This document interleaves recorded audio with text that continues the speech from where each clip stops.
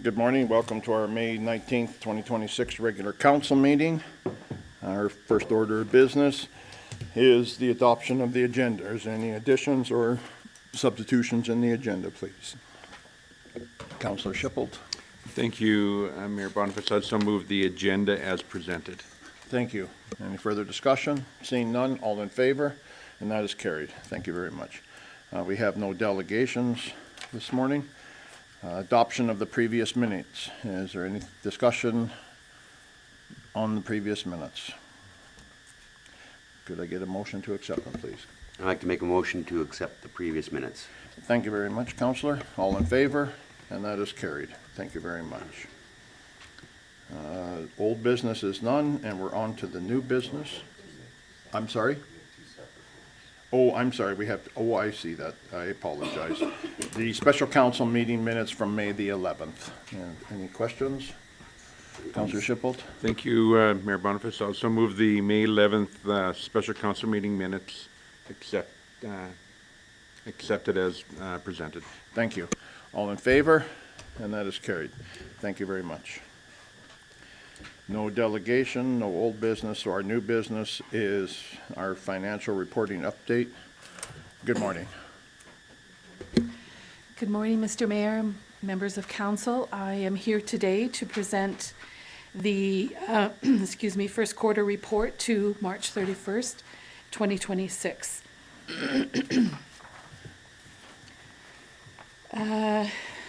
In the attached report, I've provided an overview of our operations and our capital spending for the 3 months ending March 31st, 2026. I'm going to start on, the statement of operations. Thank you. So, I'm not sure what page that is in your package, but it's on screen. So the format of this document you've seen before. I just want to quickly run through it. In the first column on the left, you've got the total budget for the year that council approved. In the 2026, you've got the year-to-date spending. And then we've got a percentage of the year-to-date spending over the budget, and then a budget variance column, and then 2025 comparisons. Overall, revenues are 26% of the budget, which is in line with our target. Expenses are 25%, again in target. We've got an excess of revenues over expenses of 34%. For a net expenses, after we take into consideration reserve transfers and debt payments at the very bottom there, we've got a net expenses over revenues of about $54,000. And I'm going to get into the detail here on the next page. One more page. So the variance analysis. So for the variance analysis, revenues, I'll start with net taxation. We've got 24% of budget, or $2.5 million. And to remind council that taxes are actually being billed here in May once the tax rate bylaw is passed, or assuming the tax rate bylaw is passed as presented.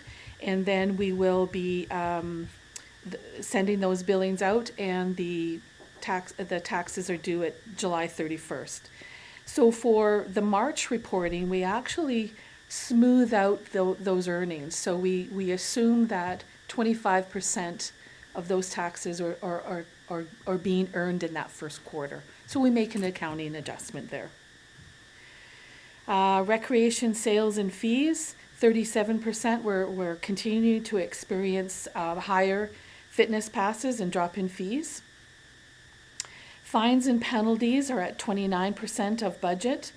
Tax penalties applied on January 1st, the 10%, on outstanding property taxes are higher than we expected. Permits and licenses are mainly due to higher permit activity. Return on investments. We've got an average interest rate of 3.7% on our savings, as well as our 3.6% on our GIC fixed. General rentals and leases are higher at 38% of budget, and that's due to ongoing rental of the medical building. So the other categories there are generally, a few are lower than budget, and I've provided some brief explanations there. Is there any questions on that revenue section? Anybody have, Councillor Shipple, please. Thank you, Mayor Boniface. Thanks, Deb. The line you jumped over, utility sales and fees, is up year over year, 440,000. It's about 25%. Did we increase our utility bills or utilities that much? We're going to see that significant of an increase for the year? Or why would that number be drastically different? Thank you, Councillor, for the question. Could you please clarify? So utility sales and fees are at 26% of budget, so that is on track from what we're expecting. If you look at year over year, Okay. we're up 440,000.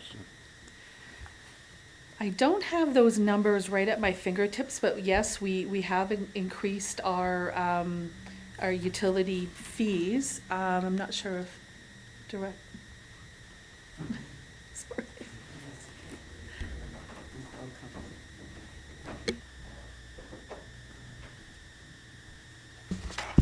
It's under the statement of operations. I do understand what you're asking. I think we would have to go back and have a look at it. We did increase the utility rates last fall, and part of the increase, I mean, they were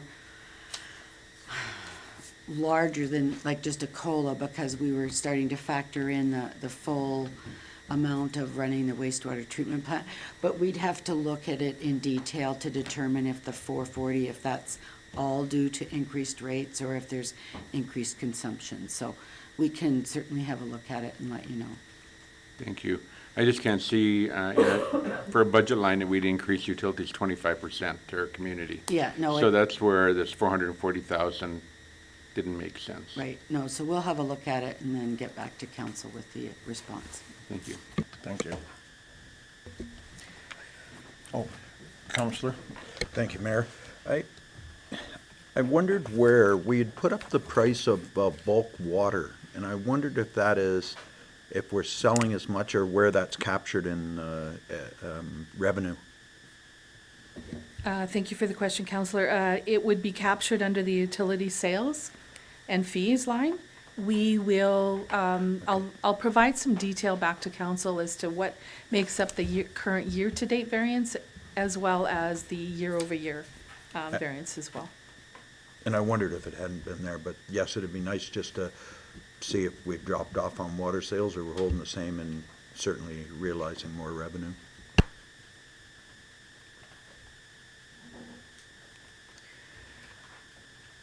Moving on to expenses. Administration is at 30% of budget to date. Mainly due to, we've got some software license fees that we're carrying or were prepaid in 2025 that are realized or realized as spent in the beginning of the year. So there's some big spending there, as well as we've got some higher legal fees to date. Utilities is lower at 21%, mainly due to the delayed startup of the wastewater treatment plant. I understand from Director Shanks that we're looking at a potentially August commission. And then Parks is down also at 17%, mainly due the work that they do is, as you know, is very seasonal. So we'll see a higher concentration of their work during the summer months. So overall expenses are at 25% of budget, or $5.4 million. Then we've got our section of transfers and debt repayment. I won't go into any detail there, but I'll just say that most of the line items there are items that we deal with generally at year end. So they will be looked at and finalized at that point. So our net expenses over revenues to the end of March 31st, 2026 is $54,000. Do you have any questions? Counselor Schiffel, please. Thank you, Mayor Boniface. Backing up into expenses, I have two questions. My first question is similar to the previous question I had, and that has to do with administration.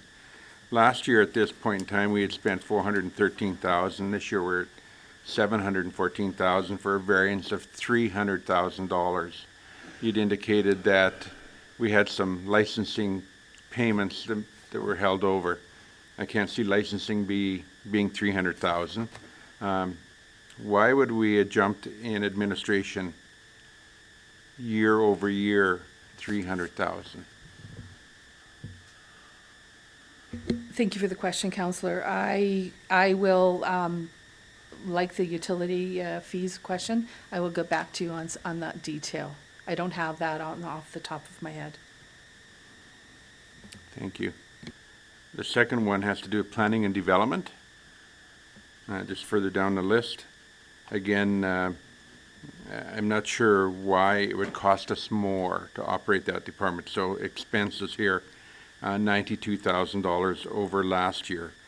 So last year was $183,000. This year it's $275,000 for a variance of $92,000. What have we done that's cost us so much more in our planning department this year over last? You'd think planning department stay pretty status quo, but I'm not sure what's happened there. So one of the explanations is the busier they are, it actually costs us more money, basically on the building, plumbing, gas permit side. So that expenses goes up because we pay an independent contractor for that service. So that would increase our expenses, but it should be balanced off with the revenue. It's $30,000 a month more than last year. So I know we've had a bit more development, but I can't envision $30,000. Yeah, no, a I'm month. just providing you one portion of it. Okay, good. Yeah. So, Okay, so but- maybe we can just have a look at that one. Yeah.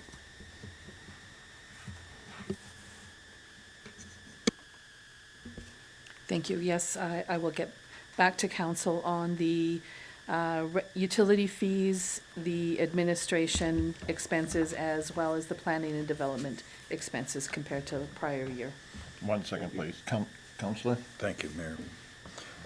Going back to that, just raised a question in the sense that planning developments cost more this year, yet we don't have a revenue line for planning and development that I can see. Is that because there isn't a lot of money comes in planning development, or it's just rolled into somewhere else? Thank you, Counselor. The planning and development fees are under the permits and licenses section above. So to date, there is $71,525, or 39% of revenues, or of budget. And we did indicate there is higher building revenue permit. Yeah, I see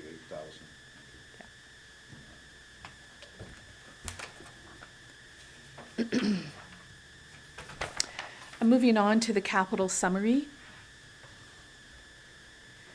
I've split, the summary is split into the 2026 budget as well as the 2026 expenses.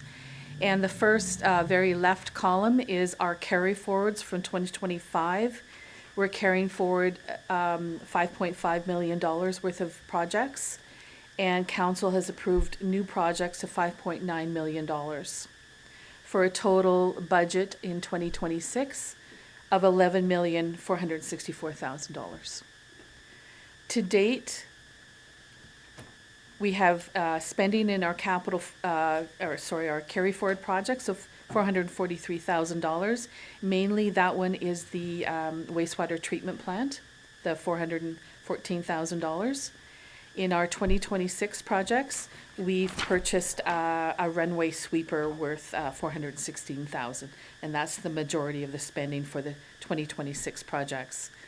For a total spend to the end of March of just a little over $1 million. Counselor Stalker? Thank you. I had a question. I just don't know what the expenditure is or the carry forward, there's the snow dumps. And there seems like there's a lot of money being carried forward, and I don't know what that, I have no idea what that money was used for or is set aside for. That was all. It's on page 3 of 4 of that, the carry forward document. I wonder if CAO Kraus can help me with that one. So the snow dumps, it's expanding the snow dump area, but we're also working with Alberta Environment because we're encroaching onto wetlands. So it's Oh, okay. working with them. So it's expanding the area and working with Alberta Environment on the wetland portion of it. Okay, yeah, I just had no idea what that money was doing, whether we did that little amount of snow and it was saving money or that. No, it's Just the just the improvement. snow dump lands itself, right? Yep, got it. So. And then I did have one other question on. Go ahead. I had a second question on, and this maybe isn't a question, it's more of an observation.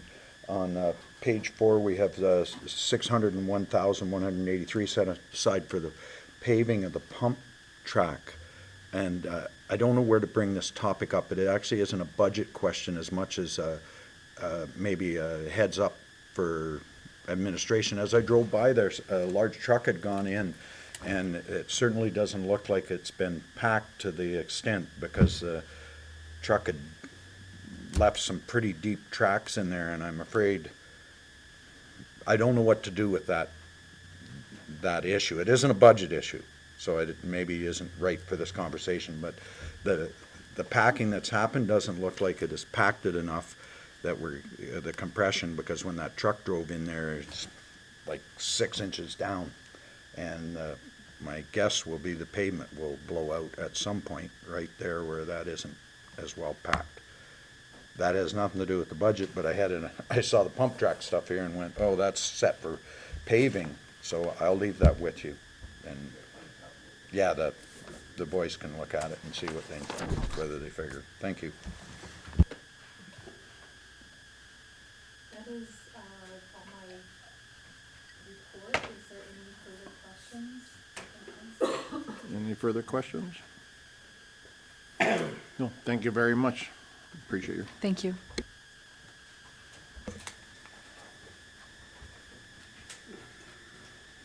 Okay. Counselor Shippold. Thank you. Also make the motion then that council accepts the March 31st, 2026 Statement of Operations, Variance Analysis, Capital Summary, and Capital Projects Listing Reports for information, and be awaiting for clarification on 3 items. Thank you. Any further discussion? Seeing none, all in favor? And that is carried. Thank you very much. Our next is 7.2, which is the utility flat rate for multifamily dwellings.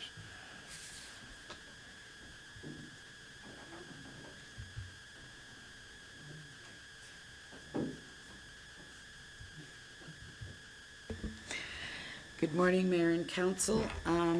So we're bringing this back. There was a request for us to look at multifamily rates, which I have tried to do. I'll walk you through what I've been able to identify, and then I'm assuming we'll have a discussion on it. So right now, we charge the same flat rate to any dwelling, I'm gonna call it, for both residential and commercial, and even if it's multifamily. It's basically based, if there's one pipe going into the property, we charge one flat rate. So that's the logic behind why we do that. We were asked to look at having some sort of tiered rate, charging a higher base rate for multifamily dwellings. I kind of tried to do a scan of other municipalities to see, what's out there in terms of how they do it. It was hard to find anything.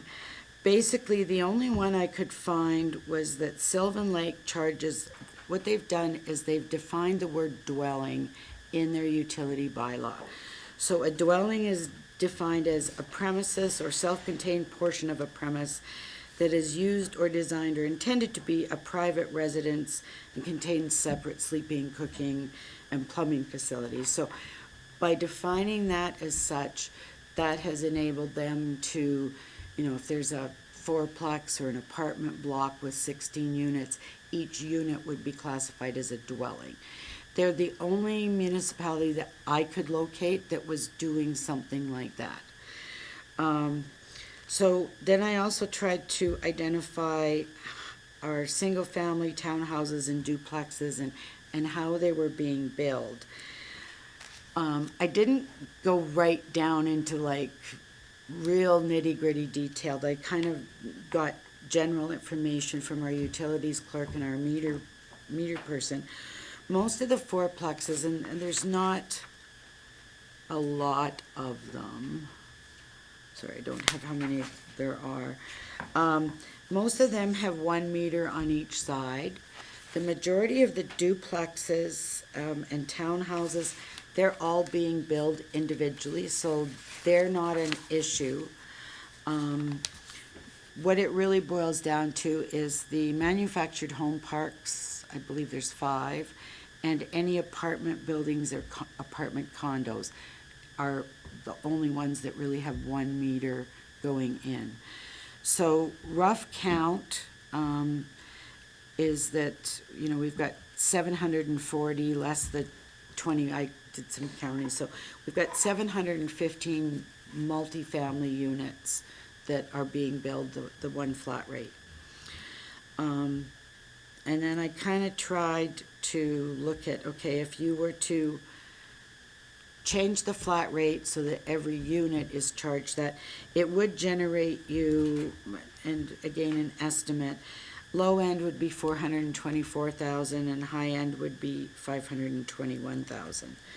I think you would have difficulty implementing this. You would have to give notice, because both of those types of properties,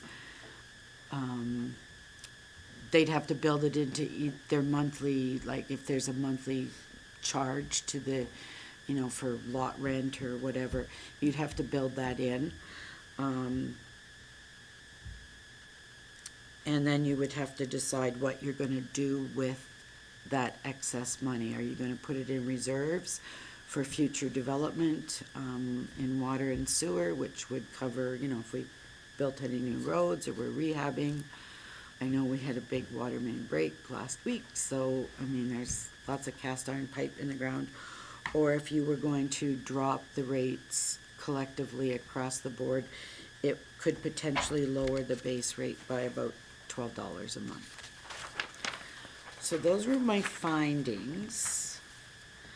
I don't know if there's question or discussion. Councillor Shippold. Thank you, Mayor Boniface. Thank you, Betty, for doing this. This is an interesting subject, and it's somewhat complicated, and I was surprised to see that you only found Sylvan Lake, who has something that is in there. There's a couple of things of interest. Number one is, are we leaving basically $400,000 on the table? The argument comes, does somebody living in a mobile home, for example, put the same stresses on our water and sewer system as somebody living in a single-family residence? The flip side of that is who pays for the infrastructure within that park, within that apartment building or whomever. So we got the line going to their service meter. Then from that point forward, then unfortunately the landlord is responsible for delivering it to each unit. Should the rate be the same as in, for example, for a single-family residence? I like this report. I think that we're leaving money on the table. Can we go to the same rate in these units as we do for single-family? Likely not. I think it's, if we're to be across the table, fair to everybody, charge everybody the same rate that lived in town, as you said, house rates would come down $12 a month. That's $144 saving for every home in town. Who would pay that fee as everybody living in a mobile home park or an apartment building. They would have an increased rent. It's an interesting topic. I'm sort of on the fence on it. I'm not sure which way to go. My fellow counselors, I would like to hear where they're at. Do we do nothing? And in this case, have everybody else subsidize the rates? Or do we do something? Counselor Boniface. I would like to see that we don't burden the low-cost housing and keep it the way it is. And I'm sure I've got other ideas of where we could get extra funding without burdening the trailer park and apartments and the lower income families. Counselor Stalker. Thank you, Mayor. I wondered if the calculation, I didn't try and do it, it's going to save $12.82 for each resident that's now paying. How much is it going to put theirs up? Because to Councillor Boniface's question. On the last page, basically, if you were living in one of those, you'd see an increase of $575 a year. Ouch. I didn't see that number, but Yeah, thank you sorry, very it's on much. the, just third last paragraph, so the 715 dwellings would. Oh, yes, I've got it there, Increase by thank you. 575, and Yep. everybody else would see a reduction. And these are estimates, okay, like if we were to implement it, it might not come out to exactly that, because and everybody else would see a smaller savings. I'm, knowing that, I apologize for not picking that Oh, up. I didn't that's have it okay. highlighted. I'm where Councillor Boniface is. I think this is some of our lower cost housing, and to hit with a bill of 575, even half if we brought it up half. We're certainly leaving money on the table, but that's a heck of a thump. I think it depends on the philosophy of how you're billing your utilities, and CAO Kraus and I have had discussions. I've seen different ones, and I did check. Ours is not quite 100%, but one of the original premises with utility infrastructure is that your base rate should pay for the cost of your infrastructure that you've got in the ground. We're not quite there. I know when we had the utility rate study, the gentleman that did it looked at it. You could try to move that way. So what you do is your base rate should cover that cost, and then your consumption covers the cost of making the water or buying the water and processing your waste. We're close, but we're not quite but that's always been sort of the original premise. Counselor. Thank you, Mayor. I think there should be consideration, not just for what we're seeing today, but what's likely to happen in the future. The construction of multi-family dwellings that are starting to become higher end, right? I think to Councillor Boniface's point, there are a portion that do live in the lower end spectrum, but I think with the way and the trend that the world's going, we want to be thinking about how this is going to affect those that are living in a higher end condo type situation. Like certainly with the rise of boomers that are going to be retiring and looking at homes. So this is not something that's just going to affect us today. This is something that could be an issue later on. I think it does merit some consideration. Thank you. Counselor Boniface. I agree. That's a very, very good point. Although I think the new housing, are they being built with the meters for individual residents? Because even that's not fair, because some place may have just a single person and other ones may have 4 kids in them. So the water usage isn't fair, but so I agree with that, but maybe that's something that has to happen, is that there has to be individual meters on the units? I don't know. Just a comment, what we did find is most of the duplexes all have individual meters. And a lot of this is driven by, say, planning and or operations and what you approve during construction. One thing I've seen over the years is, depends on the age of the building, because requirements have, I think, changed over the last 50 years, so you might see a little bit of discrepancy there. But again, if we go with multifamily, if it's, you know, say fourplex or less, you could, through your planning documents, require individual meters, which would help alleviate that. Thank you. Councillor Shipple. Well, thank you, Mayor Boniface. So the philosophy has been, to Betty's point, user pay. All costs occurred by that utility would be cost recovery. And in this case, we have a discrepancy. And so the discrepancy is, do other people subsidize these 700 units or whatever the number was you've come up with? I think this is a subject that needs significant discussion. I would like to table this matter till we have the other two councillors here and have everybody involved in this because of the impact it'll have on many people.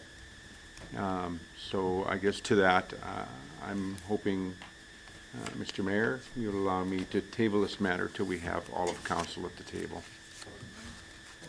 Postpone. Thank you, Tracy. Okay. The motion's on the table.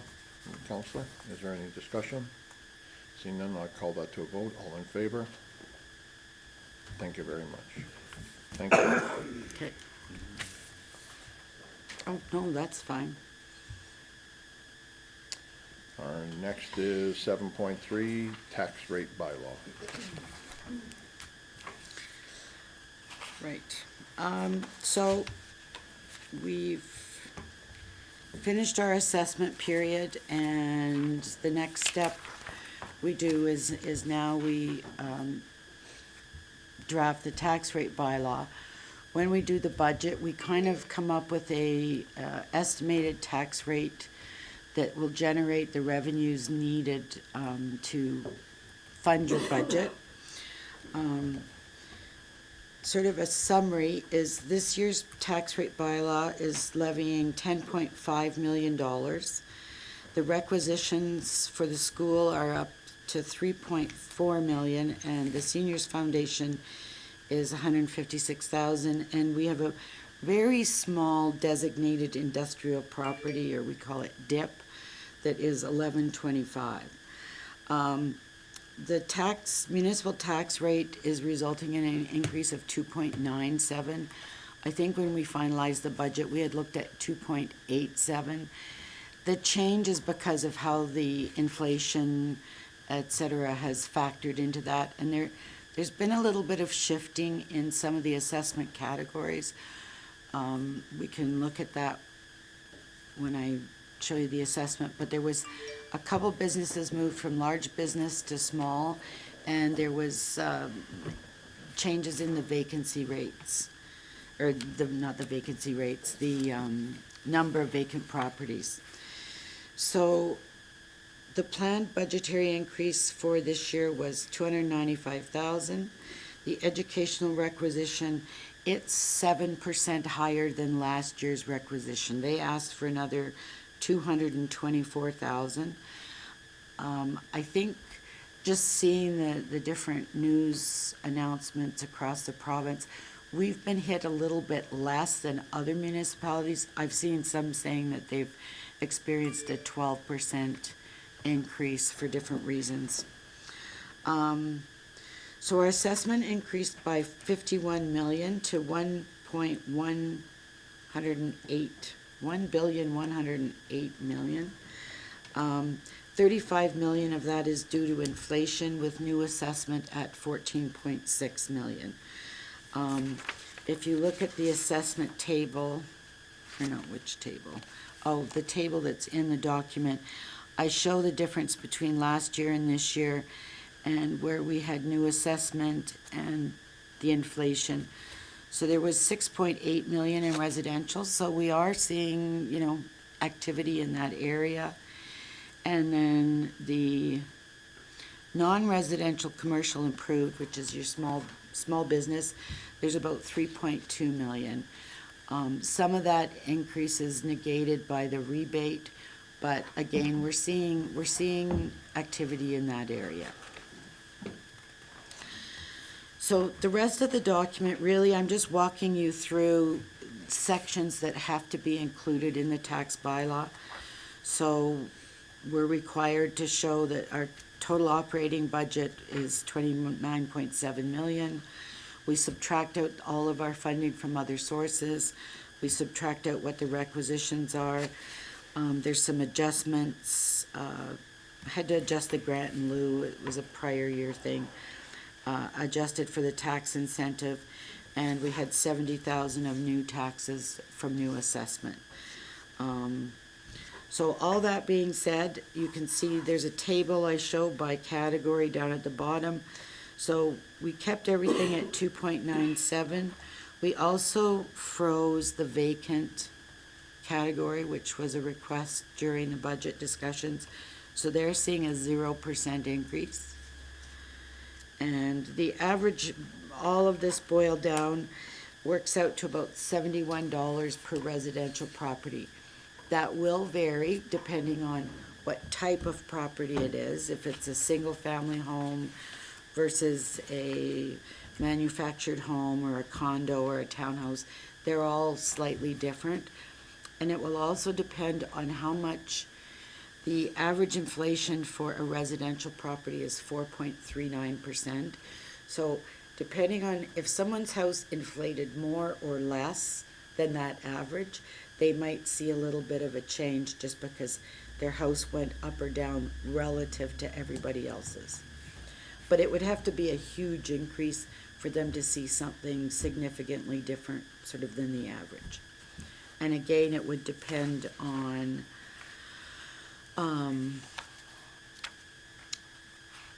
how big the house is, like, sorry, and I didn't print that page off, but I do show, is there another attachment that shows sort of a pie chart and?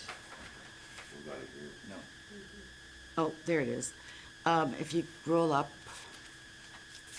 oh, sorry, it's in the document. Scroll down, just, no, down. Or up. Okay, no, back to that other table. I need the whole thing out. Okay. So, I know there were some comments about people liking some receipts that were shown on other websites. This is included in your budget every year. But what I do is I break it down to show where $1 of your dollar of taxes goes between the major divisions. What the actual tax allocation is out of our 10.5, what an average residential property is, which would be 290,000, the daily cost, so for the price of a cup of coffee, you get protective services every day, and then based on 100,000 of assessment. So if somebody's looking at this and you say, okay, my house is worth 400,000. If you take the 836 times 4, that's going to be what your residential property tax will be. I like this because it kind of translates it into numbers that for myself I can understand. Personally, I like the daily cost, because I buy a coffee and I know that, so, and it's interesting, the majority of our money is going to the 3 areas that we really provide the majority of services. So protective services is 29% or $1.92. Transportation, so the roads, snow removal, potholes, all the things that people do see, it's $1.21, so it's at a medium coffee every day. And recreation and culture, which, we saw through COVID, people really value. So $1.40, so I don't know, coffee and some Timbits. But that kind of shows you where we're spending our tax dollars. Are there any questions? Councillor Shippold. Thank you, Mayor Boniface. So we were at a convention where we did see another municipality, and I believe it was Strathmore, who on their tax notice had that breakout exactly like you have it there. other than they had it for what that person's taxes were. Do we have that ability to do that on our tax notices? And secondly, when you break it down on a daily basis, it makes it definitely palatable until you get to a $500,000 house, and you look at a cost of $2 a day times 5 is $10 a day just for policing, for example, or protective services. Times that by 30, that number grows in a hurry of $300 per month times that. So you know what your tax bill, the significant portion of your tax bill goes for protective services. So I totally agree with what you're saying is it's nice to get it palatable, but it almost hides the reality of what the real costs are. So anyway, I just put that out there. Back to my original question, do we have the ability to do this on our tax notice as per the taxes per Okay. individual home? We did investigate that, and I believe they put something on here like that, but it wasn't being adjusted for every notice that was printed. Maybe, I know, Laura, We're actually in the process right now, but it is not per the tax receipt type thing that council so appreciated at Okotoks. We've copied for Rocky Mountain House, but it is not per individual, per tax notice.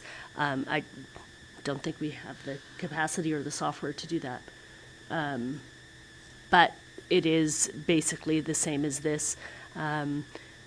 For an average assessed property at 290,000, average assessed residential property. I have the draft sitting on my desk if you'd like me to go get it so you can picture it, but we do not have it for each property. So the Okotoks example that we looked at appeared to be broke down on a per property basis. You're saying it wasn't? No, it wasn't. They sent us the design files. We're using it No. exactly, yeah. yeah, I did speak to them, and they said to build the software would be really expensive. You can put something on your website that's similar where, you know, you put in an estimate for a house and it'll show you what the taxes are. But yeah, they weren't on each individual tax bill. But I think we've included something like this every year. Yes, we do. We always. Yeah, so we always put like a dollar value kind of thing. And I don't know that I think it's really, you know, your comment, I think it's trying to break it down into something that's understandable. Because if I say we spend $3 million a year, to me, that's such a big number. It's hard to envisage what it is. It's still drafting. Okay. So yeah, we're looking at doing something that looks like a tax receipt, but it's gonna be based on an average. And yeah, we can look at doing something where, What we've included in the past with previous tax notice info bulletins was $1 of taxes broken down, municipal, education, seniors. This will be the first year that we delve in deeper to break down that municipal portion, which is about 70% of your overall tax bill, subdivided into the services. So that will be new for people this year. We are showing it to them in the, using the graphic of a tax receipt, just for ease of understanding.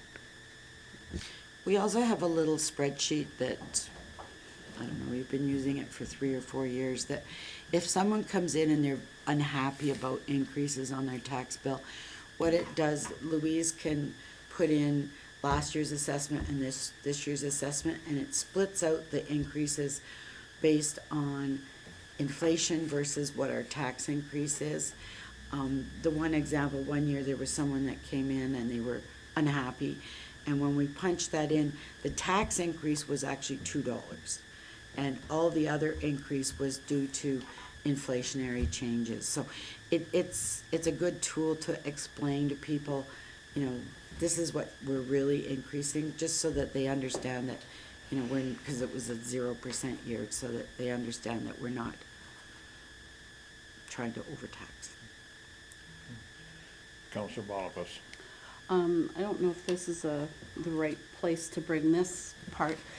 With us talking about residential properties, how they're divided up and such, it's made me think into the commercial buildings and I was wondering if we should consider additional taxation tools for different types of the commercial, so like a long-term vacant or underused, derelict, undeveloped properties and that sort of thing, and change the taxes in those areas instead of hitting families that are already overtaxed.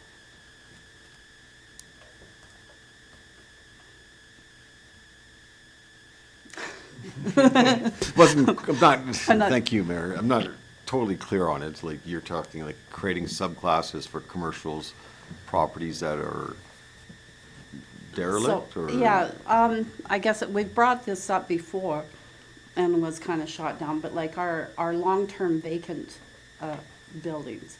I did a little research on if other communities have charged more for long-term vacant, underused, derelict, undeveloped properties. And all of BC and Ontario do it. And in Alberta, Edmonton, there's a couple of places. There's about four municipalities in Alberta that are doing it.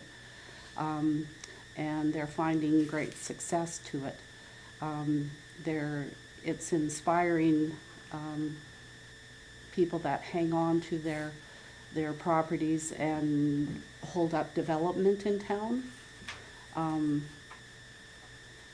Main Street's a great example with some of the older buildings there that have been empty for a long time, charge more taxes on. Yeah, so Edmonton does that. They do it for derelict commercial buildings. The ones that are basically boarded up, and they increase the taxes on them, is, I guess, for encouragement for them the property owners to develop it. To achieve that, council would have to create a subclass by bylaw, and so it'd have to be done by bylaw for those specific buildings. It'd be kind of late in the game this year for that consideration. But I would suggest if council wants to explore it, is put it to your strategic and planning workshop for that. Okay. Because right now, we've been told, council hasn't made any decision on derelict buildings, but on vacant lands, we've been told, no, hold that mill rate. So we're kind of going the opposite way on that vacant. So, but I think it's a pretty in-depth and broad discussion, so For that'd be my sure. recommendation. So. For sure, thank you. So, yeah, if we could table that, that'd be great. Yeah, you could put forward a motion that it's reviewed at this strategic and planning workshop.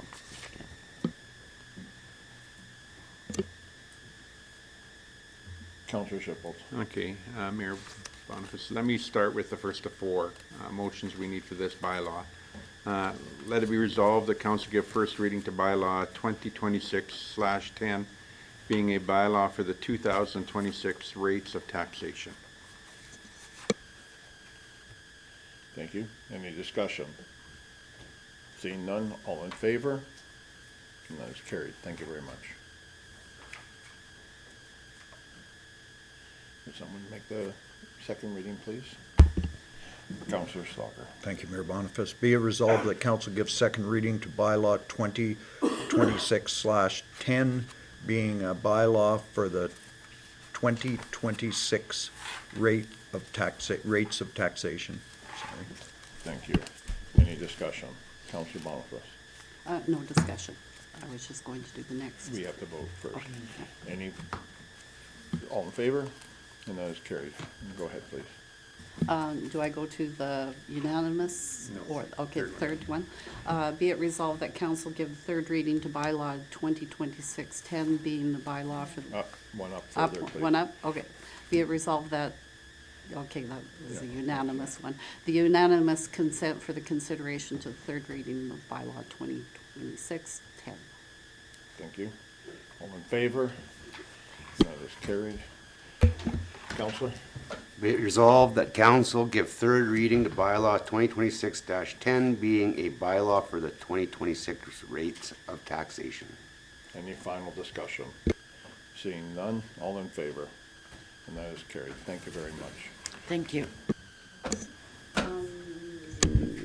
Councillor Boniface. I I would like to add to the strategic planning portion, the discussion on the taxing for commercial properties And residential. and residential, okay. Vacant, yeah, well, mine wasn't, yeah, vacant and derelict, so yes, it would be residential as well. Could you, Okay, at the, at the strategic planning meeting workshop. thank you. Any discussion? Seeing none, all in favor? And that is carried. Thank you very much.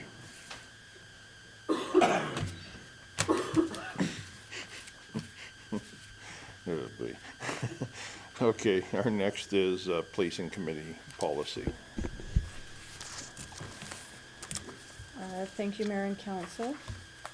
So, a policy manual or a comprehensive set of bylaws is necessary to ensure a policing committee complies with provincial oversight standards and the Police Act.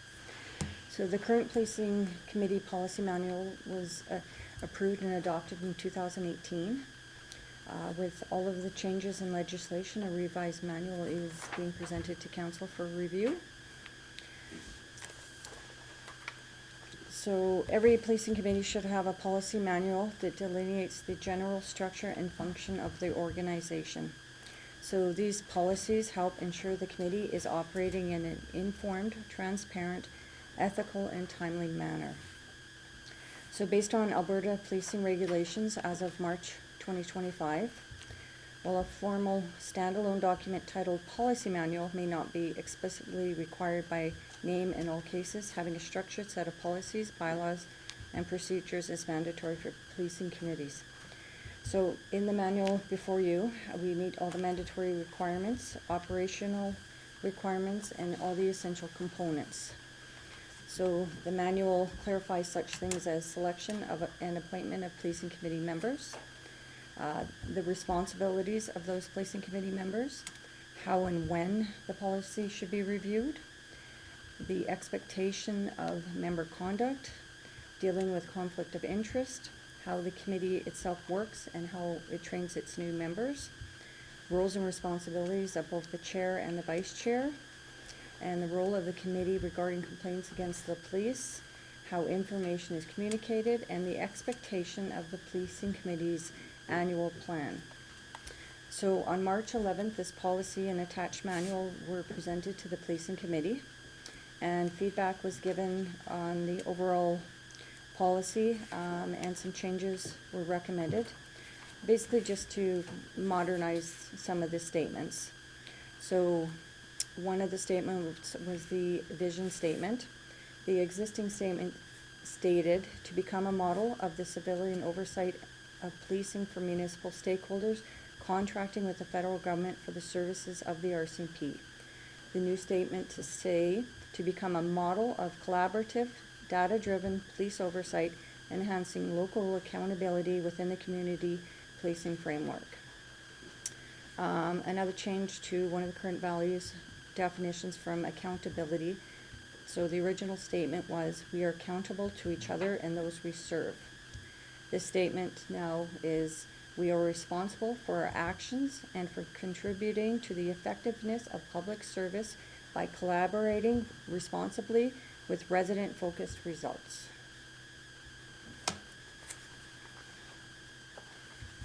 So I am open to questions, comments. Councillor Shipple. Mayor Boniface. Sorry. In this document, there's some places in there where I just think it needs some clarification. So, for example, in 6D refers to officer in charge, and then further down it refers to detachment commander. And so I think sometimes in 6D, for example, where it says officer in charge, I'm wondering if it should say or designate. They're non-voting members, but I'm just wondering if there's another person that's attending in relation to officer in charge, because I'm not sure what the words officer in charge mean. So I guess I'm just, and then further down it talks about detachment commanders. I think we just need to get the right verbiage for the position. when we reading through the document to make sure we have clarification. Okay. Thank you. Second item I have is 7F, open to the public. And the open to the public doesn't talk about the process to attend. Number 11 does, sorta. But the question is, how do we advertise on the website. Is there any other way of advertising? Because I'm thinking if some stuff gets hid on the town website, not hid, but it's difficult to find. So I'm just wondering if there's another method of advertising and letting public know that they can actually attend these meetings. I've had that question where people say, can I go attend the meeting? And I go like, I don't know. So this clarifies that for me, but does it clarify it for Joe Public? I don't think so. So somehow we need to make sure, and maybe even on the utility bills, where we put it out that if they want to attend a public meeting, they can. So I just think it needs just a bit of tweaking in terms of making sure the public knows that they can attend these meetings and the way we advertise. In this case, it just says town website. I think there's maybe another method in there, just so that people know it's available. And then my last one is reporting to council, number 17.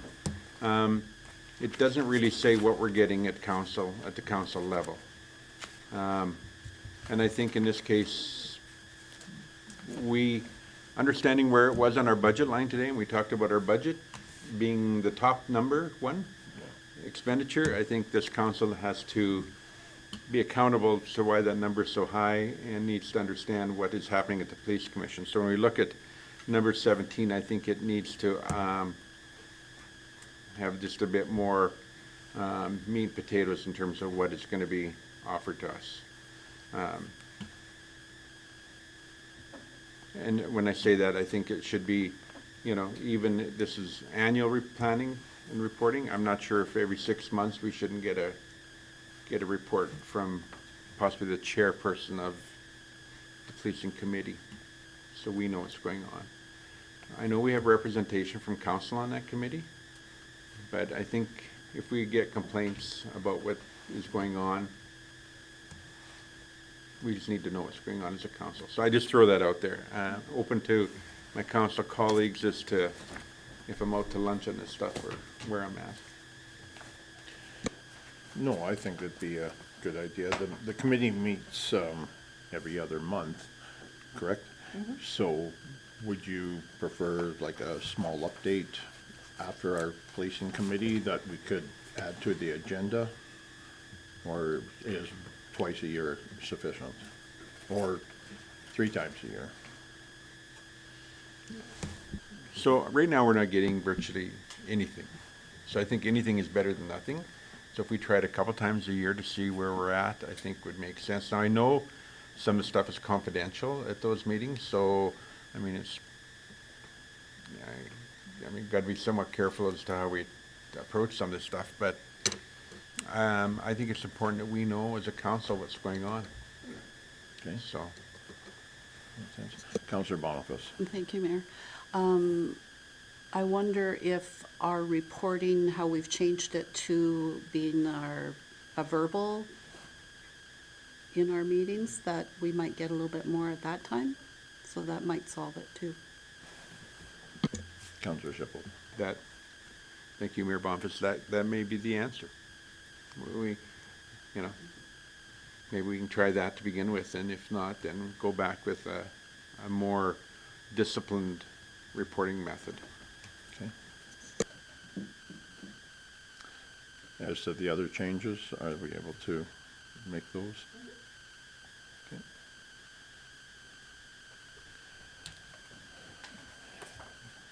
Wait. Sorry, my computer's all over the world. Would you like me to make a motion? Yes, please. Thank you, Mayor Boniface. I'd like to move that we approve the policing committee's policy with the proposed changes as discussed. Mr. Crouch. Yeah, no, thank you, Mayor. So actually, administration, I think I would prefer to bring a revised policy back to council for review. Okay, sorry.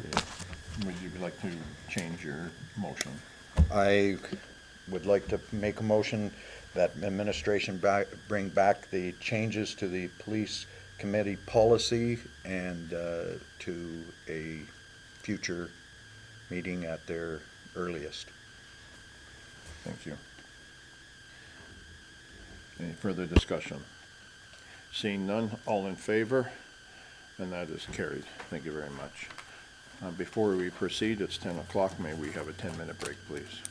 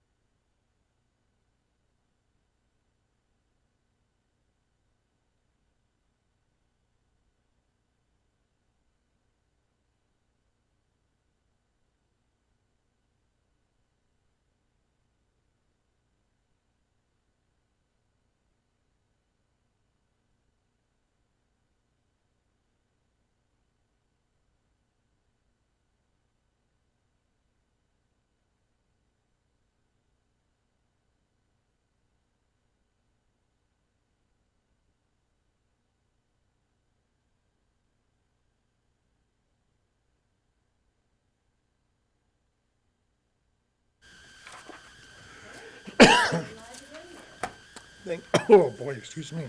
We're back. Pardon me. Next is Rib Fest.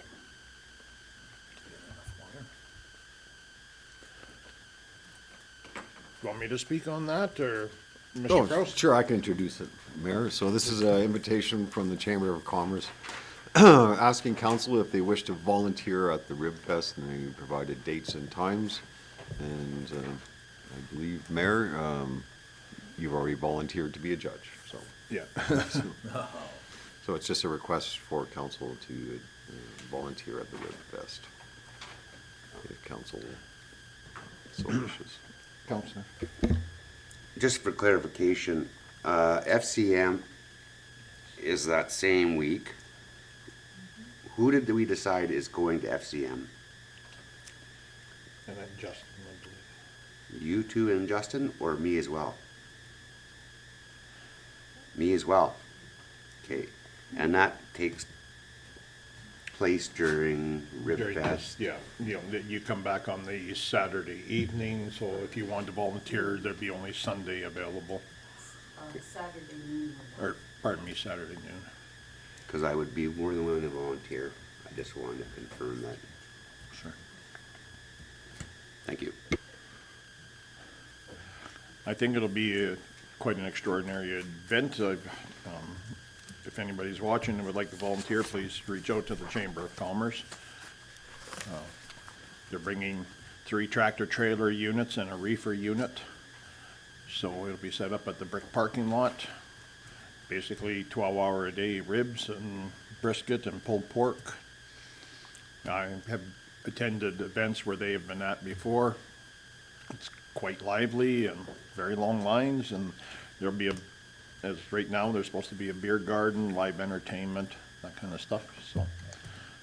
There'll also be, they're bringing bouncy castles for the kids and that kind of thing, so. So, yeah, I hope we have a really good turnout. This is our first time hosting it, and we met with the people that run this operation. They go all over Canada. When they're done in Rocky Mountain House, they'll drive all the way across the country, go over to Nova Scotia. From Nova Scotia, they go to Yellowknife. They are back and forth, so. Do you need any kind of a motion? It's just if council wants, if any councilor wants to volunteer, then we can let the organization know. Okay. Will someone make that motion, please? Councillor Boniface? Be it resolved that any member of council wishing to volunteer for the Rib Fest, June 5th, 6th, and 7th, 2026, to use the above link provided. Thank That you. didn't make a resolution, did it? Provided by the chamber? Thank you. Okay. All in favor? And that is carried. Thank you very much. The next is the Business Investment and Attraction Course. Yeah, thank you, Mayor. So the EDA is offering a course on economic development that goes through the importance of strategy, community investment readiness, and so forth. So council wishes to attend, and we're just looking for some commitment for us to respond. Where does the course take place, Mr. Kraus?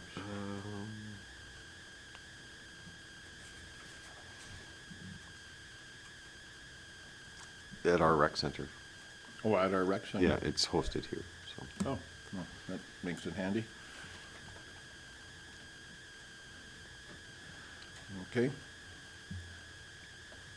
Any questions? Councillor Schiffel? Okay, I'll just make the resolution and let it be resolved that any member of council who wishes to attend the Business Investment and Attraction in-person course would contact administration to get registered.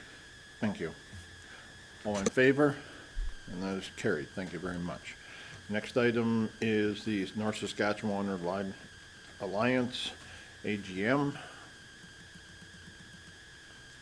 Yeah, thank you, Mayor. So the town is a member of the Watershed Alliance. I think Councillor Stalker is appointed to that committee, so this is their AGM. So if you're not on the board, this is pretty much the only meeting us as a member attends. So leave it for council to approve attendance. And where is this AGM? Strathcona County, Okay. Sherwood Park. Sherwood Park. Okay. Counselor Stalker. Thank you, Mayor Boniface. Unfortunately, I'm not going to be able to attend that, so I'm hoping another councillor can step up and fill that role.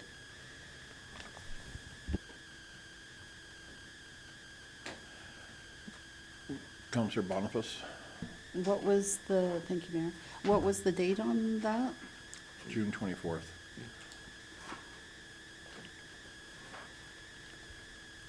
I think that's. the day of the Alberta meetings. Oh, You said you're cooking. yes, so no. Okay. Would someone like to make the motion? What's the motion that we're making? Counselor Stalker. Be it resolved that a member of council that is available attend the North Saskatchewan Watershed Alliance AGM on June 24th, 2026, and make their availability known to administration. Thank you. All in favor? That is carried. Thank you very much. Shuttle bus tour of David Thompson Country. Yeah, thank you, Mayor. So, Travel Alberta, I believe, yeah, is offering to do a tour of the West Country. I believe it's probably more related to their development nodes that they're trying to work with Clearwater County for May 22nd, so that's only a few days away. And they're looking for commitment today. So, Little side note on this, so far they have no one. I put my name forward to Sherry. Okay, then, well then, that's fantastic. I'm glad we have representation from the council. If anybody else wanted to attend, for sure, let admin know. Could I have a resolution, or, pardon me, motion for that, please? Counselor Catlin. Make a motion that anybody wishing to attend the shuttle bus tour on May 22nd should notify administration Before the end of today. before the end of the day. Thank you. All in favor? And that is carried. Thank you very much. The next item is the door-to-door solar sales. Mr. Crows. yeah, Ms. Breeze, do you want to do it? No? Okay, so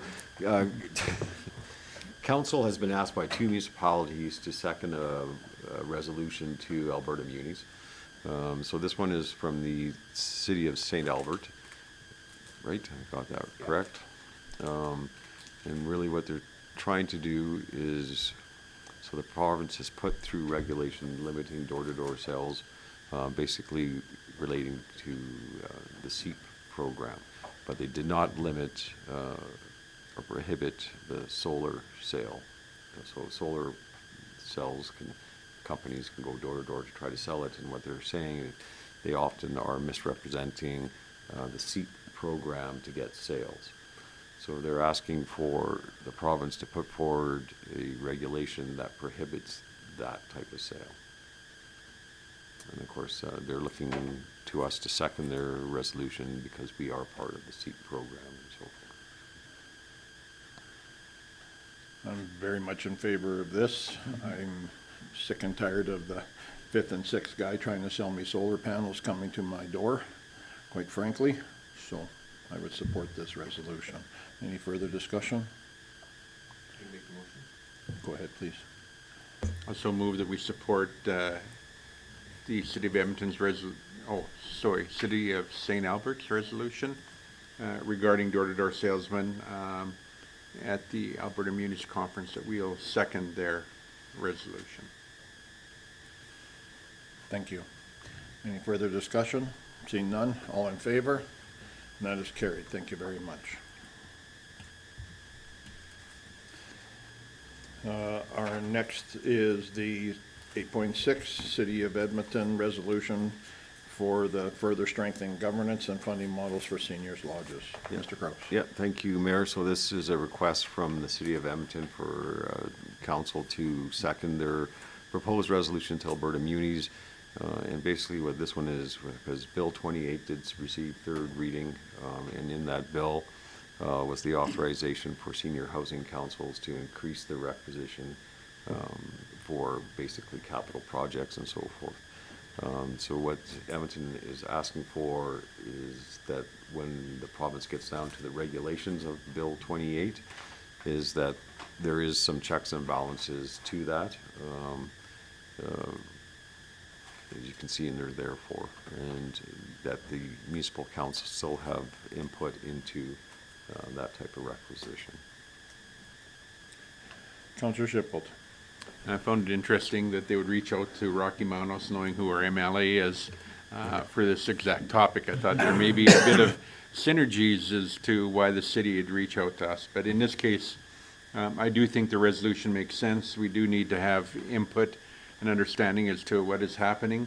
The fear I have is that if we second this motion, will it jeopardize anything we have going on here? I'm just always worried about reaching over And I think what the our city, MLA.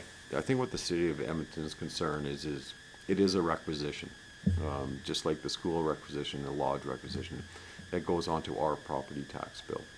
So what Edmonton is, what their concern is, if there's not some checks and balances there with council's input for the seniors housing in their area, that the requisition is going to get very high and step into the property tax room. Okay.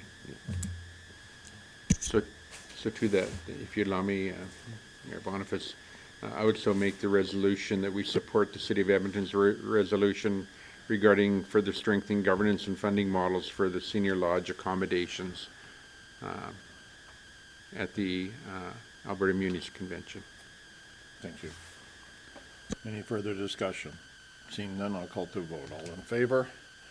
And that is carried. Thank you very much. Next is our correspondence for information. Any questions arising from these correspondence of information? Councillor Caitlin. Thank you, Mayor. I'd like to make a motion that we accept correspondence for information and accept it. Thank you. Oh, 1 second. Thank you. Councillor Kane. Because I actually, just prior to that, I noticed when I was looking at the correspondence, and I can't seem to find it here right now, from the ADM of Police Services, or don't have his title right, that there appears to be a cost coming in relation to, and I can't find the darn thing this week. Oh, it must be there. It is. The letter that came from Zablocki, and there was a cost stated about this DNA, and I didn't quite understand if this cost is coming back to us as the municipality. So it's on page 110, 9.3. There's a letter from the ADM of Director of Law Enforcement. So I don't know if that's something we wait and see what they're going to be doing with this DNA services and what is the cost, or how we get something to try and get a number. Mr. Gross. Yeah, so currently, thank you, Mayor. Currently, we do pay for the service. So anytime the RCMP sends out any evidence for analyzing for DNA, it goes, I think, to Edmonton and gets analyzed, and we pay that. So it depends on how much the RCMP use that service, but typically we pay around $25,000 a year for this analyst. So what the province is now doing is that they're going to they're shifting and creating their own lab services for this. So we'd be paying into that. Yeah, so we're shifting, I guess. Thank you, Mr. Kraus. That just clears it up. We were paying anyhow, so. Yeah, well, Okay, they that's- just started billing us about 3 years ago. We never used to pay for it, so it's just an added policing cost for us. Yeah, thank you. Mr. Kraus, could you clarify, please, if we're sending DNA evidence out for testing, this is normally done in murder cases and things like that, and we don't seem to have a very high rate of murder here. So are they using this for other crimes within our municipality, or are we paying for the other municipality as well? No, you're paying for it, well, it's kind of, just like any RCMP billing, it's kind of convoluted, so, but, because we pay a percentage of the overall cost, but it's, that percentage is based on how much we're sending to the lab. So from our detachment, how Detachment, much they're yeah. sending, so we're just Yeah. lumped in with everything else. Yeah, and then they break out a percentage of the cost of the lab, so. Gee, that's fun. Okay, thank you for the clarification.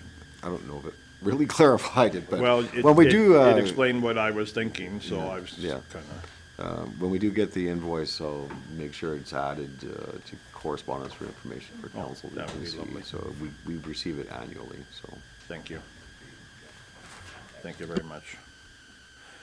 Any further discussion on the correspondence of information? We did have a motion on the table, so all in favor of accepting? And that is carried. Thank you very much. Next is the mayor and council reports. We're doing something a little different this time. We're going to have a discussion. So I guess I'll open up the table and Councillor Shippold. Irrelevant to this point, every time we approve us going to something, so for example, we are sitting here saying phone administration or contact administration to go for something, does that mean the councillors can charge to go to that item individually? Okay, thanks for that clarification. No? Yes? Yes. Okay. Councillor Stalker. To that point, thank you, Mayor Bonfils, to that point, I was thinking about the Rib Fest. It's a volunteer type of situation, and certainly I suspect you're going to have ribs amongst other things. I'm wondering if, So, need- yes. when I say yes, that, it's also in accordance to council's remuneration policy, right? So if it's a PR event in town, then no, right? there we go, thank you. So, but if it's to the AGM, for the watershed, then yes, indeed. So.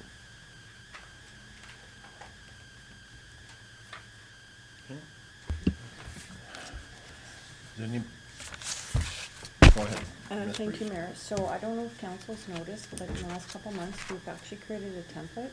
So on the RibFest template itself, it'll say honorarium per diem. This one says honorarium, just to make it easier for council. Oh, thank you. Because again, it's an in-town function, it's volunteer, so we are trying to make it easier. If you do have any questions on that, please talk to Dean.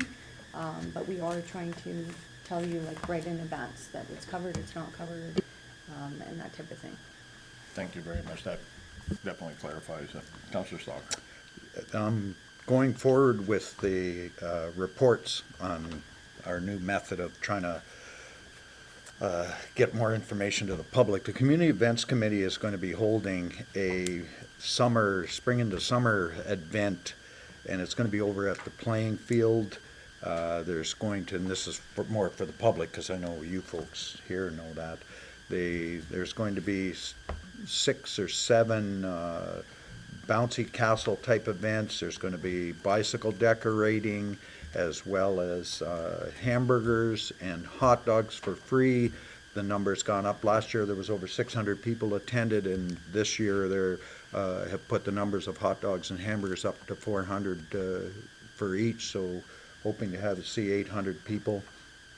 There's going to, it was really well attended, and barring weather, I'm hoping the whole community with all the youth, the young kids, get out and slide down those castles and have a lifetime of fun there. So that's one thing from the community events committee.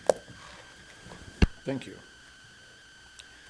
Does anyone else have anything that they'd like to discuss as a highlight from their reports? Councilor Shipwold. Thank you. So I'm going to go back to my question earlier about the business investment and attraction person or course. On that document, it says honorarium. Should it be per diem? Yes. So, because there was two in a row there, and they both said honorarium per diem. So, okay, good. Just for clarification. Yeah, no, so under the it's first thing in the morning, remuneration policy, workshops and all that is per diems and courses. Okay. Yep. Thank you. Okay, so to that, anyway, we had an ICC meeting this past week. That ICC meeting was talking about the medical clinics situation, so that was a good meeting with our county counterparts. This past week, we met with the Growth Committee, met with some land developers. We all had a good day at McHappy Day. Spent my time there. It was awesome. And other than that, I didn't attend the recruitment and retention meeting. I was gone out of town. Councillor Boniface did. And back in the day, I was appointed to that committee. We had two councillors appointed to that committee prior. My question is how do we appoint Councillor Boniface to that committee, or can we appoint her to that committee? It's here again, it's becoming a society, so it's not a committee, a council. There's I don't know what to do. So I'm looking for direction from administration. Yeah, I think what we're waiting for is a copy of their bylaws for the membership and have council approve that for appointing members. So we still have not seen a draft bylaw or anything yet. Okay, it was approved at not this past meeting, but the meeting prior. We approved our bylaws and everything, and I was under the impression they were going to get submitted, but I'll follow up on that and ensure that they do get submitted. I have not seen them, Deputy Mayor, and Ms. Breeze hasn't, so no, Okay. nothing's come in. Okay, fair enough. So that'll be step one, is to get those here so we get them under control. That bylaw does state that we can appoint either councilors or members at large.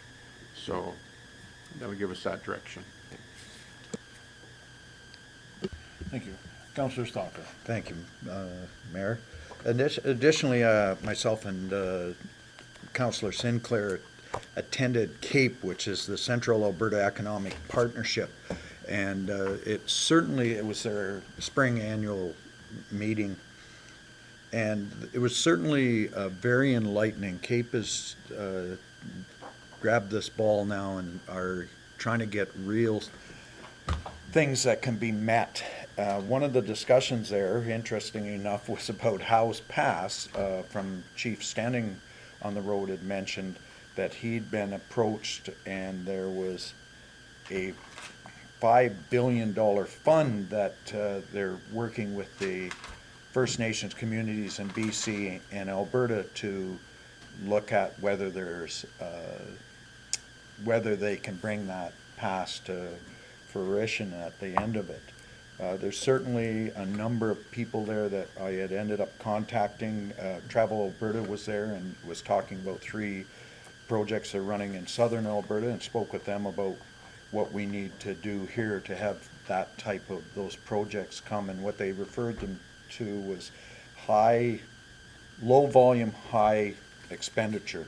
So people that are coming in from Europe with lots of money, they don't want a lot of people, like 300 people in a facility. So they were talking of developing 3 of those, 2 in the Kananaskis country, and I think the third one was down in Blairmore at the ski hill around there. And I approached and asked, hey, where are we on this list? And they said, we have not lost sight. We realize that the Clearwater County and Rocky, hence this tour that Sherry's setting up, I think is a real critical one for us to work with her, and that's why I ended up signing up to that. So it was certainly a lot more structured than what we've seen from Cape, because we keep asking, what are we getting? They've developed a website that allows us to compare this community to any of the other communities through central Alberta. A lot of numbers in there to generate charts and stuff. So it was quite different than I initially saw when I got on Cape. I think the new executive director, it's not new, Paul, has been doing a really great job to try and focus on having outcomes that are meeting the needs of people that are part of Cape. So that was my other committee that I had been involved with. And oh, yes, and I brought the annual report for you folks to have a look at as well. Thank you very much. Anything further? Councillor Kalin? You and I are both on that FCSS board, Family Community Support Services. I just wanted to mention that they've got some seniors programming coming up in the next short while. That's been as successful over the past couple of years, as many as 400 participants, if I was not mistaken. So that's probably the biggest exciting thing that I have coming out of the committees that I'm on. I haven't met with the Community Futures yet. That's later this week, so. Councillor Barfus? Yeah, I've had quite a busy month already. It started off with taking a course on community involvement in our topics, and so we did the coffee with the councillor a couple of times this month, and they were well attended and very interesting, informative, and fun. So it was good to have people come to these events. And I know that the other councillors have had a good time with it too. But this course that I took, kind of wanted to put more structure to what we were doing.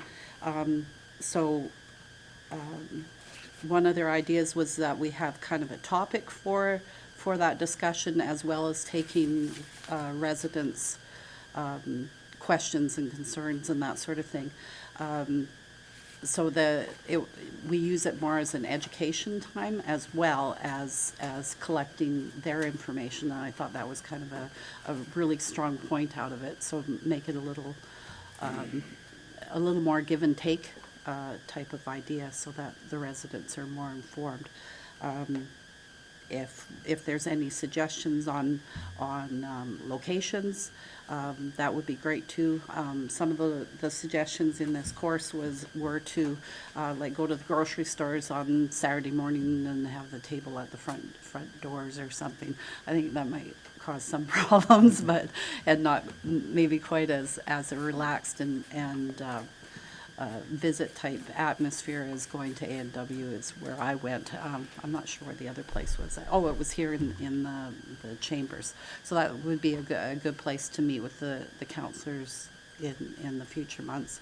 And plus you get to see the chambers, which is kind of cool. Also this month I've been working on a new seniors facility that we have the go-ahead for, and that's very exciting to have that development come into the community. And Trevor's talking on the Seniors Week. That's what FCSS is involved in, is the Seniors Week, and there's like 5-6 days of all sorts of events, music, food, activities, all sorts of fun things. So keep an eye out for that Seniors Week, first week in June, I think. And then also I've been involved with, or got a sneak peek into the new medical clinic. It's very nice, beautiful, very, very bright, very open, very welcoming. So I'm looking forward to the doctors in getting that up and running. So congratulations to the doctors for getting close to their opening time. And yeah, it will be exciting to see them in there and see how it goes. So very excited about that as well. And that's about it so far this month. Thank you. For myself, I also attended the FCSS with Councillor Kaven. One of the things we discussed was the possibility of the shelter coming into town. That was a long and lengthy discussion. Still looking for more information. Another event that I was asked to come to was the Sea Cadets, their final function of this season, and their awards banquet. And I can honestly say I was extremely impressed with these young men and women doing their drills, and I highly recommend that next time someone tells you there's nothing in our community for kids to do, you suggest they join Sea Cadets, because that was pretty awesome to watch. That was really something. And you can tell it's made a very large difference in their lives. So it was really something. Okay, that's it. Can I get a motion to accept for information purposes, please? Councillor Kaelin. I'd like to make a motion that we accept council reports for information. Thank you. All in favor? And that is carried. Thank you very much. Next is our administration reports. Mr. Kraus. Yeah, thank you, Mayor. So the department reports are before council, so if council has any questions, I'll try to answer them. Is there any questions from Mr. Councillor Shipbold? Thank you, Mayor Bonfils. I got a couple. One is protective services operations. So I'm looking at the amount of occurrences, 59 occurrences, 392 are considered daily events. And these processes were developed to assist with stack collection. And this could be a mute question because I think we've talked about community policing and stack collection and its relevance to this council. And so I'm going to leave that with the CAO to deal with that because it refers to that. So I think we're good there. Okay. Next question is development permits. And if you look at development permits, the fifth one on the list is the one, so under planning and community development. The fifth one on the list is a residence. And that residence is 780 square feet with a garage of 1,080 square feet. And I'm just wondering when, it looks like it's a two-story, it's up-down, is what I'm assuming by that. But the garage footprint is almost twice the size of the house footprint. Do we not have something in our bylaw that controls the proportionate amount of garage to living space on the main floor? No. So in the land use bylaw, like in a residential district, there'll be a minimum size for a house. And then there'll be a percentage of lot coverage for accessory buildings and the principal building. But there's no relation between the two buildings in size. So you could build a 300 square foot tiny home and put a big garage on it. You can.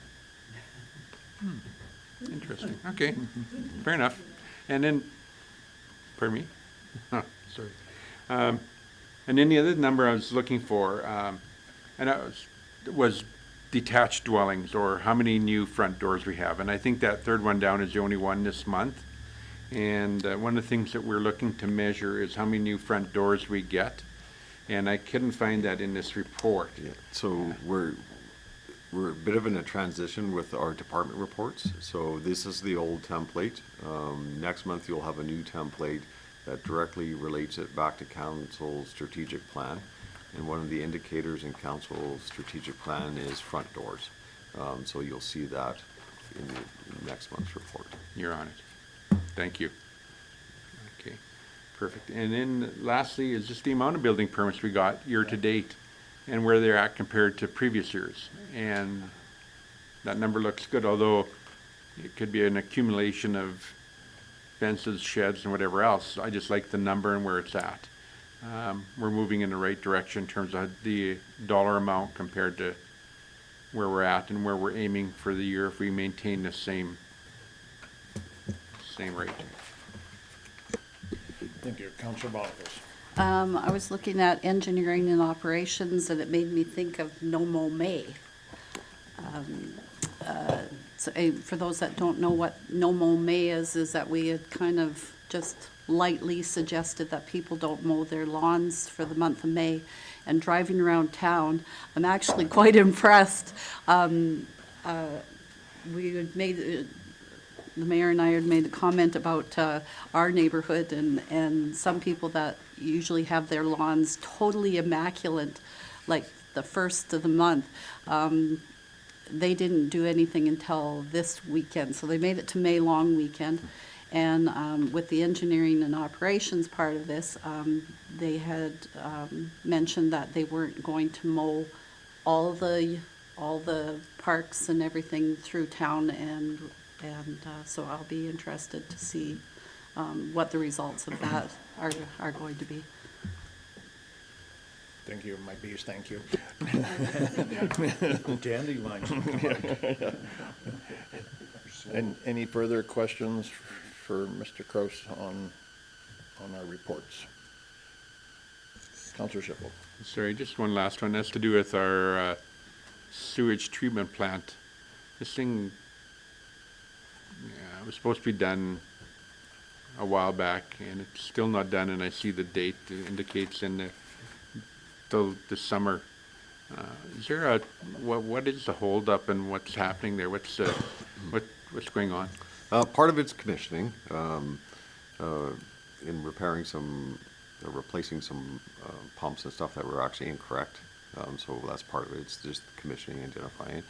And we are addressing a issue now, and I think I did mention it to council previously, but the transformer on the site sunk and it damaged the secondary lines into the building. And we are actually trying to resolve that now with the contractor and Fortis, because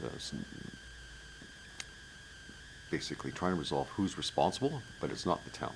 So we're not gonna, so it's working that, we're actually going through a dispute resolution process between Fortis and the contractor at this time to get that resolved. I don't mind the delays because it reduces our operating costs. But we need to get it complete. Thank you. Any further questions? Could I please get a motion to accept department reports? Councilor Cahill. Make a motion to accept department reports as presented. Thank you. All in favor? And that is carried. Thank you very much. Next is 12.1, action items. Mr. Kraus.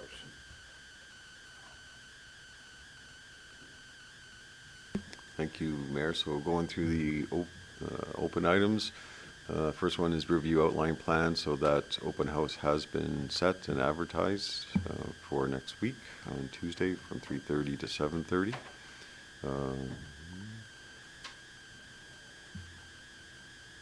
The next one is basically the sewer and stormwater maintenance to meet with the landowner. That meeting is set for the beginning of June. I am meeting with the landowner on that issue. The architectural guidelines, I am going to have to refer that to Ms. Button to where we're at on the public engagement aspect of that. So we're still in the works then. And then the last one is the MOU, and we're still waiting for an answer from the landowner on the 3 agreements we put forward.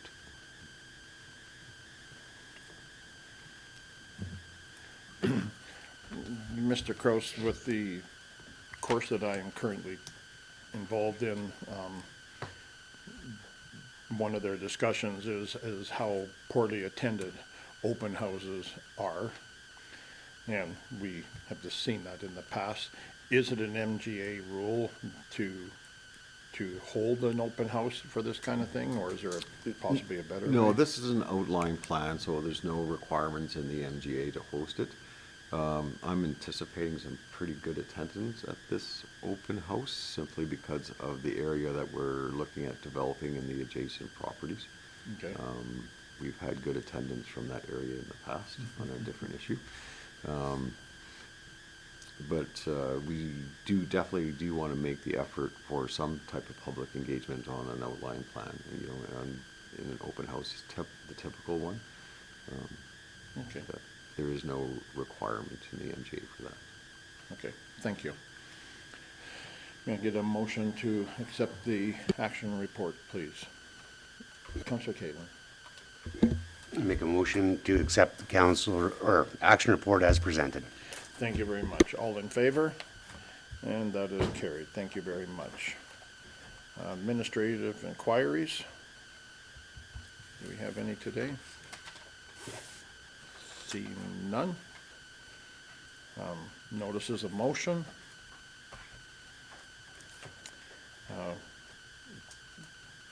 Does anybody wish to have a break before we go into closed session?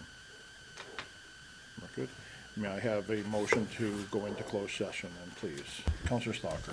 Thank you, Mayor Boniface. I move that we go into closed session. Thank you. All in favor? And that is carried. Thank you very much.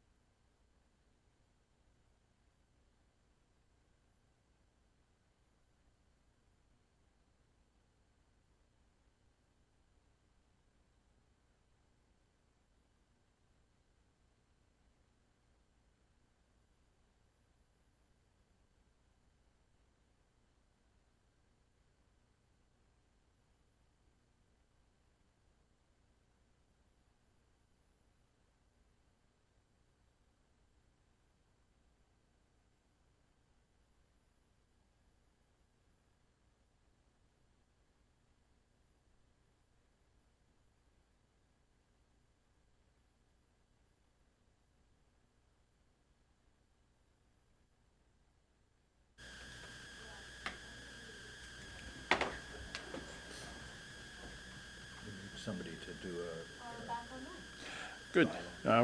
We're back. Thank you very much. We have a little housekeeping to do.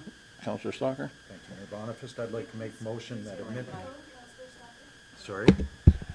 I'd like to make the motion that administration communicates with the Summer Games Committee. Council's decision.